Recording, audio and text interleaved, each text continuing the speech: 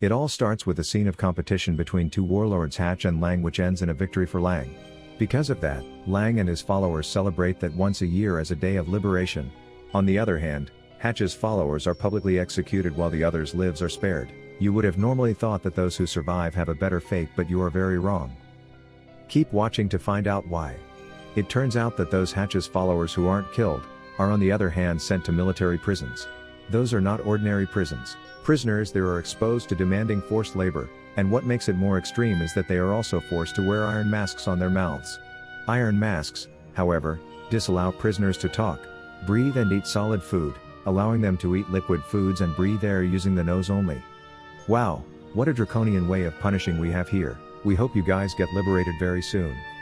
The prisoner's legs are connected to the meat grinder in the center of the prison, and one day, when the grinder breaks, the warden orders one of the prisoners, Kai, who is the main character, to fix it. Meanwhile, the new prisoner is taken to the prison, which makes guards even busier. Seems like a very good time for a riot, doesn't it? Come on guys, now is your chance. One of the prisoners takes advantage of the warden's carelessness and starts a riot, but is unsuccessful at first as that prisoner gets neutralized fast. Moreover, the newbie prisoner also begins a riot, and now everything takes an unbelievable turn of events. Warden starts pulling the devastating mechanism again, but this time all prisoners are pulled down to it. Even though Kai tries to disable the program, he is unsuccessful and is also pulled toward the meat grinder, but somehow manages to save himself by grabbing a gun and shooting the chains on his leg to free himself. The next scene shows us Kai waking up in Hatch's house wearing a prosthetic leg as Hatch frees him of the iron mask. Afterward, Hatch explains to Kai that he needs to infiltrate the ship to claim some useful information, and in return Hatch promises to take Kai from there and help him save his father, who is also meant to be executed. Kai definitely shouldn't refuse this offer, but on the other hand should be very cautious, because the plan seems extremely dangerous. Kai accepts the offer and gets on board. While there, Kai starts downloading the information from the computer and starts sending it to Hatch, but an accident occurs and sadly disturbs the process. Kai lands to an unknown planet and immediately runs out from a ship. Watch out Kai, there might be some harmful chemicals on that planet. Kai comes back to the ship after he realizes that the air on the planet is indeed toxic. Oleander, the commander of the ship, invites everyone to reunite at the crash site, and Kai heads there but soon sees Oleander's dead body along with the girl named Taryn coming out of one capsule. He saves the girl and takes her back to the ship. He fails to notice the strange creature pulling the dead man's body not far away. It seems like two survivors are in a lot of trouble. Later, they start exploring the planet in search of the ship, and they end up finding it soon, and at first, Kai doesn't want to get on board with the ship due to the girl being in the opposite group, meaning that he would consequently be imprisoned again immediately upon return. Kai changes his mind as he takes his clothes off with the advice of Taryn, who thinks that the ship crew won't find out that he is an intruder that way. Unfortunately, they don't make it on time, and the ship takes off. Nobody would like to be in your place now, guys. We wish you a lot of luck. What makes their situation worse is that Kai is unexpectedly pulled down to some hole by the mysterious creature and the girl is left alone. After returning to the shuttle, she almost passes out due to the lack of oxygen, but comes back to her senses in seconds when she hears a sound coming from a computer. She then starts to search for Kai and luckily finds him alive and well. This scene is not for the faint of heart as Kai is completely covered in gross slime. Kai allegedly loses all of his memory but feels good on the other hand. Taryn suggests that there are no ships left on the planet besides the shuttle in which they are located currently. The two of them proceed to further investigate the place and come across the glowing stone surrounding Oleander's body. Kai figures out that he can scan Oleander's eyes after freeing his body. That gives him authorization for the shuttle. When they come back to the shuttle, Taryn remembers that he has known Kai since she was a child, and the two of them start catching up with their old memories. Now prepare yourselves for one more negative event that is about to take place. Suddenly, Oleander wakes up but seems to lose his mind and starts shooting at the pair, supposedly killing Taryn and wounding Kai, who falls unconscious. Kai wakes up in the middle of the desert, without clothes, just to find out that Taryn is dead. Oh Kai, my guy, what else could go wrong? Seems you are a very unlucky person. The computer informs Kai that he has been on an unknown planet for more than 30 days, furthermore, the engine is damaged, and Kai realizes that he can't come back in time to save his father. Do you think that Kai is going to succeed no matter what? Later that night, Kai's body begins twitching and the computer tells him to leave the hatch. Now, take a look at this amazing scene as Kai turns into a monster under a gloomy night sky.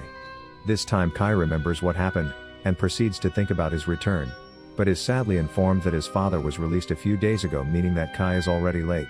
Not only Kai is all alone on that planet, but it seems that there is no possible way for him to get out of there. Is he all alone on the planet, by the way? Make sure to stay until the end and find out. The next scenes show us that Kai remains there for additional 3 years, spending the days all the same, fighting the monster inside of him and getting little pleasure by watching glowing flies at night. An obscure thing nevertheless is that one night when Kai returns to the shuttle he finds traces next to it, as well as that the picture of Terran is no longer there. Computer, then, comes up with an idea that Kai has to die and leave his body and be reborn in the new one, and that is his only chance to overcome his problems. Kai agrees as there is nothing else to do. Is this going to turn out as planned? Are the stakes too high? Or maybe Kai doesn't have anything to lose at all? The computer also suggests that the creature that gives Kai problems is Oleander. Kai then waits outside for the creature to arrive and attack him, and as it does, he shoots it and kills it, taking samples from it for further analysis. You won't believe what he finds out. Yes, they belong to Oleander. What's more unbelievable is that the computer shows Kai that Terran is alive.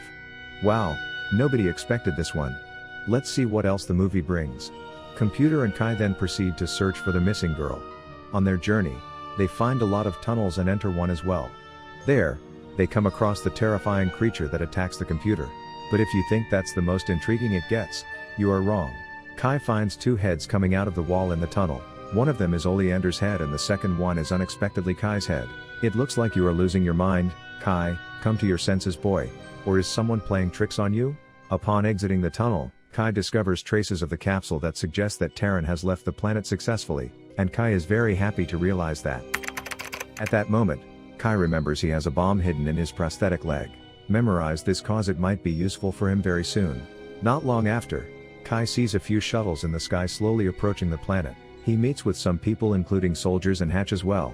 They provide Kai with the shocking information that he was absent for only 20 minutes. You didn't expect that, did you? Suddenly Hatch knocks Kai out. He wakes up just to see that he is surrounded by soldiers and that Terran is in front of him. It turns out that all this time Hatch only wanted to take over the prison. He then demands Kai give him the necessary information, threatening that he is going to kill a girl otherwise.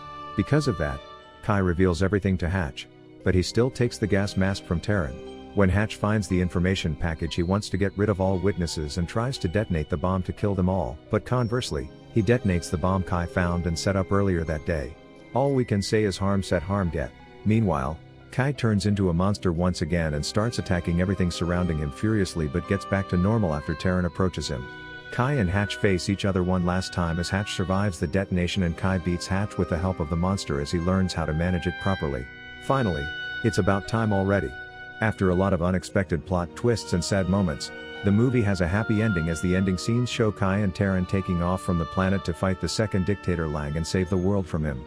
If you enjoyed our video, make sure to give it a like and also subscribe to our channel with notifications on, so you never miss an upload from us. See you next time.